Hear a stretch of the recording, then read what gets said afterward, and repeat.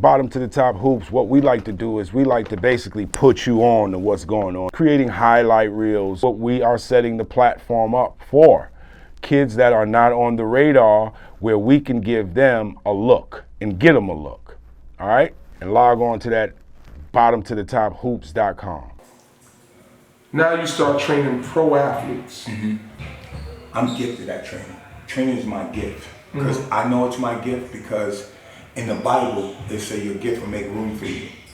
I got no business working out. I had no business working out KD, LeBron James, Paul George, you know what I mean? Rondo. I'm just a guy, who, doing God's work through the game of basketball. So me personally, I'm gifted, you know what I mean? Because it's impossible for a man to do something and get the same results over and over. That's not you. That's God. It's impossible. So me personally, I honestly believe I'm very gifted at training, and I think that's why everyone sees it and they look at me, because when you're gifted at something, you have a tendency to make it look easy. And it's not easy. It's just I'm gifted at it, and I think a gift is eternal. See, talent runs out. I think a lot of people confuse talent with a gift. See, talent runs out. A gift is eternal. So now, what happens is when you have a gift, you can always have it. It's not going anywhere. You know what I mean? Unless you... And it evolves. Yeah, unless you don't want it, unless you not give God the glory. See, God is a very... He can take it away. If you don't give him the glory, the minute you start thinking it's about you. See, I learned a lot through watching others. What I mean by others, and it doesn't even have to be basketball. When you arrogant and you're cocky, you can't see the landmines because you're so busy doing, yo, I'm the man, you can't tell me nothing. What? If I was to act like that, I'd have been done. That's a fact. Because the day you stop being humble is the day you stop improving. Okay. So, to that point, you train these guys, LeBron. Like, who was the first guy when you got the call that surprised you?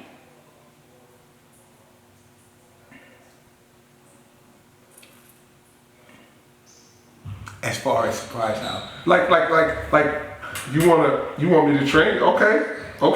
I'm not gonna lie. How I got LeBron in them, and he's a great friend of mine. I got LeBron through Rich Paul. Okay. Rich Paul was in the transition of leaving CAA. And he started his own clutch. Now he's got the game in the headlock. And Rich gave me an opportunity. You know what I mean? And I always, whatever Rich asked me to do something, I take off because he gave me an opportunity. I'll never take that for granted. That's just like what you spoke of before. Yeah. You respecting the fact that when you wasn't Jerry Powell, right, he gave you the call, so you're always indebted to Rich. Yes. Rich is a great guy, a very great guy. And I hope he sees this. I really want him to know that I said this is going on social media. Rich is a great guy. Because you don't have social media. No, I do, but I just don't, it doesn't, It's not your thing. I know you. It's just, I'm just introducing people to the Jerry Powell that they don't know. It's just I like social media. It's cool, but it's just like it's sensationalized. If used correctly, it can be a great tool. Right. But if abused, then it could be a detriment. Right. And I know that. I just don't feel like it can help me. And people think. Well, it can. And people think I'm wrong. It can. I think it could. Like I said, if used correctly, right, then it could definitely be beneficial. But at the point that you're at, I'm sorry to say that. My fault too. I can't forget Wes too. Even though me and him are not on, Wes helped me out tremendously. Okay. Wes was how I got to Worldwide Wes. Yes, Wes was how William Wesley. William Wesley helped me out tremendously. As Okay. far as the pros is concerned, Rich, first Irv Gotti introduced me to World Wide West, and then West introduced me to Rich. So to be in that circle, I got to give Irv Gotti, because Irv knew West, and he knew Irv helped me. Irv calculated my pro career. Big time. Irv Gotti. So now, is it pretty much like a time of the year around this time, we're in, around Memorial Day weekend, is when you start getting the calls when it's like time for the pros? Almost. Some of the pros are on vacation right now. So pros won't contact me until like June, July, or some will even wait till close to training camp. Okay. You know what I mean? Because everyone wants to enjoy their summer, and I get it. You know, I like dealing with the vets. You know, the biggest thing you got to be able to do with pros, two things you got to be able to do. You can't be afraid to confront the talent. I think a lot of trainers are afraid to confront the talent, and then explain that. Just so we're talking about, like, you're working out a guy, he's dogging it. You got to be. Can't be afraid to push him. Okay. Because at the end of the day, they respect it. At the end of the day, it's for them, and they're paying you. Because if you're not, you're letting them loaf, and you're just a rebounder at that point. Or I don't really like disrespecting trainers. I call them a maintainer. That's the proper word. I call them maintainers. Okay, we just learned something else. Yeah. Maintainers. Okay, so now you gonna make me laugh. So now you're confronting the talent. That's the first thing, and then you want to expound on the second thing. You gotta be able to confront the talent, and you better not be wrong. Another thing a lot of guys do with pros, you better not be wrong about what you're teaching them, because they'll watch you and they'll listen to you. And they're pros. And if it don't make sense, they ain't working with you no more. And the last but not least, with trainers, I think a lot of trainers make a mistake. You can't put pros through drills. They've been doing drills all their lives. You can't put them through drills. When you work out pros, you gotta add to them. Whatever their game is, you gotta add to them. And then so you gotta study their game and know their game before you work them out. You can't put them through drills. Like if you're a pro, I'm not putting you through drills. I already know what you need. You've already researched it. You watched. I'm not gonna put you through drills, because for what? You only put kids through drills because they're trying to be pros. You can't put a pro through drills. They've been doing drills all their lives. You just basically just do a life raft in the ocean to a bunch of trainers, and you just tell them to grab onto it. Listen to me, man. Dealing with me is like, it's like, it goes deeper than that. Like, I know it does. And we just telling the people, you acting like we haven't known each other for 20 years. I mean, at the end of the day, you can't, if he's a pro, he's a pro. You can't put him through no drills. You can only add to pros. Because watch this. The key to training is, watch this. I'm going to teach the key to training. You're teaching the trainers. Okay. And I'm not mad at them. No. And what I'm going to start doing is training the trainers. You told me what I want to put out there, I'm doing workshops. I'm going to help you. I want to do workshops for guys who want to get into the business. I think guys just jump into the training business and be like, man, I can do what he do, and then that's why there's so many that aren't good. Because if I want to get in the training business, people have coaching clinics. Yeah, if I want to get in the training business, get under somebody who has a reputation first. But everybody's so caught up in, this is the self-proclaimed era we in. Everybody wants to be the man immediately. Like, I paid my dues. I did free workouts in every borough. I did a free workout in the Bronx at Jacoby Hospital. You did all 5 boroughs? I did all 5 boroughs. I did one in Pink Houses for free, by myself, just to get my name out there. I did one at Menacing, uptown. Harlem. Okay, I did one in Queens, a couple in Queens, and I came back to Long Island, and that's how I got my name. Nowadays, you can wake up and say, hey, I want to be a trainer and get kids. Let me ask you a question. I'm going to put you on the spot. You're committed to doing basketball training clinics for young trainers who are willing to come listen and learn and listen? I'll definitely do that. Why Okay. not? I can put the structure together for that. I want to do workshops because a lot of guys. How long have we been trying to do something together? Years. A lot of guys don't understand. Everyone don't understand. They'll be like, oh man, I'm better than Jerry Powell. They don't even know who started. I know the guru of training. I'm not the guru. I know the best trainer I've seen. I worked his camp just to get better on my big man skills. Because I was a guard, so I had to go. I worked Tim Gerkerich camp. Tim Gerkerich is the man. You got to know who your history is. You can't just be in this training business and not know who was before you. He was the one that started the workouts on the court. You know how NBA players come in, and back then in the early 70s, guys just went to the game and played. He started on the court pre-game workouts. Tim Gerkerich started that. People weren't even doing that. So he was the one who popularized what we see now, guys stretching and getting their shots up. Yeah, you know how guys, you ever get to a game early? Of course. And each coach are assigned to different players? Yeah. Like, he would be assigned to 3 players, you're assigned to your 3 players, and you take your guys and work them out. Tim Gerkerich started that. Wow. He's with the Supersonics. Him and George Karl like this. I worked his big man camp. Wow. So now, fast forward. Basketball Results has been around for years. You've trained pros, you've trained college players, you train middle school, elementary school kids. You now have a staff that trains people. Right. What is the best part of what you've been able to create? A job for people. A job that for people who you don't have to have a degree, okay? You have to have a great feel for the game. You gotta love what you do. You can't turn it into, you can't saturate it. You can't turn it into, you gotta keep it at its purest form. You gotta keep the purity out of it. And I think guys take things and take the purity out of it. They gotta put their twist on it, or they gotta do, and then it becomes like, shouldn't hate. The worst thing I think trainers do is talk about each other. I get that. I don't like that. Shouldn't talk about anybody. So we're not gonna do it here. Go ahead.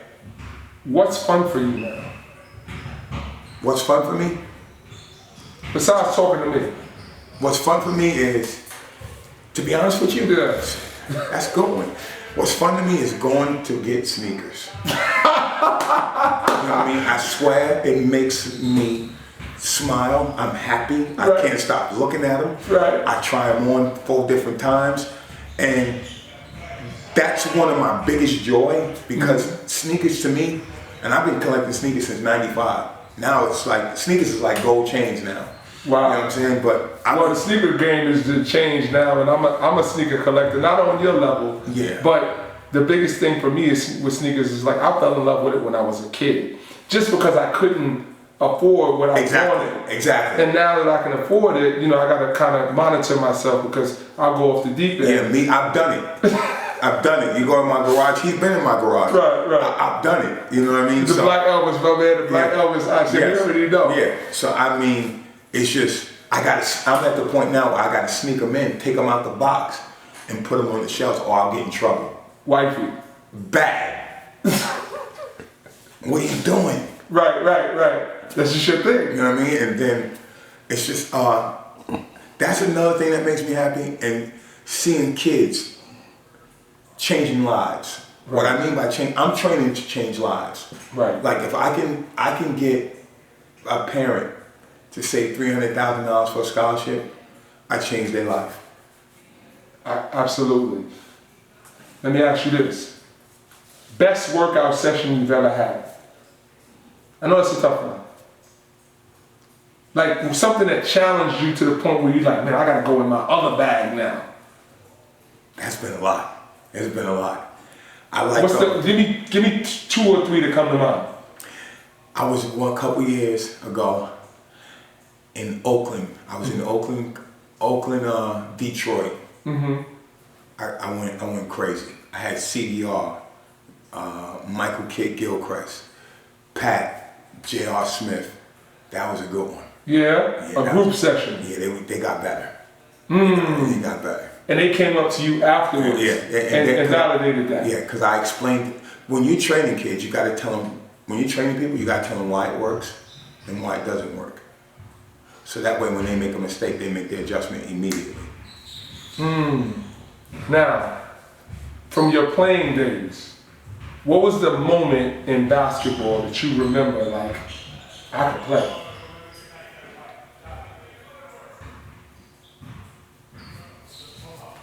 It's like a lot of, it's going deep. Yeah.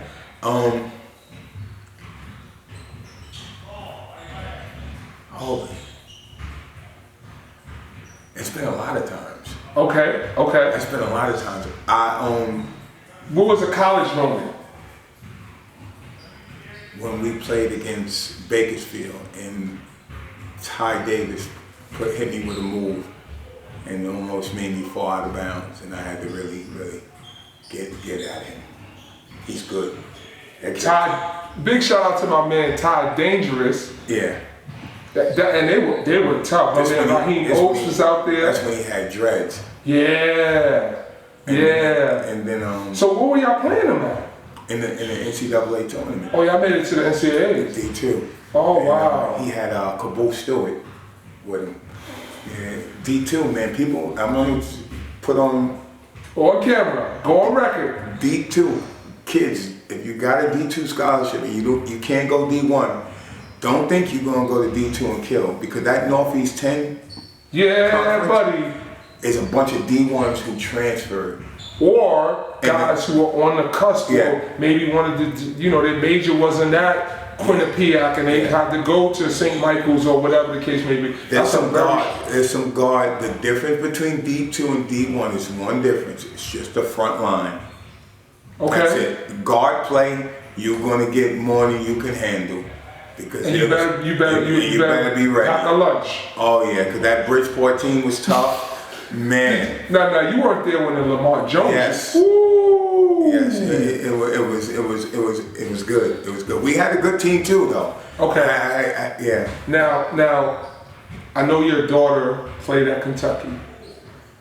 What was the most gratifying moment watching your daughter play, knowing that you've developed her and put her in the hands of people who've trained her? What was the most gratifying moment of you watching your child, now you're a dad, watching a high-level college basketball play? The highlight of mine for her is when she came off the bench against Baylor and scored 41. I couldn't believe it. Like, I don't even think she Were you there or were you watching on TV? I was watching on TV. I couldn't sit still. Yeah, I was pacing up and down. I couldn't believe it. I was like, wait a minute. I called her. I said, you know what you did? You came off the bench and scored 40. You didn't start. Right. Do you know how hard that is to come off the bench and score 40? From a time standpoint, you don't have that much time. So everything, it was crazy. Well, I'm gonna say this, man. It's been a absolute pleasure getting the knowledge. Obviously, we'll share the information with our viewership. Is there anything you want to leave trainers, kids, coaches, parents with that you feel will help us in the game? Because we want to be able to improve the game and leave it better for when we're going for the people who come after us.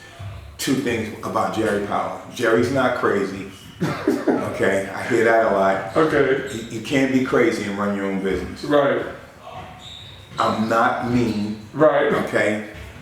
And I'm not demeaning. Right. I'm demanding. And I'm not gonna yell at your kid derogatorily. Right. You're not unwilling to work with people. I work with anybody.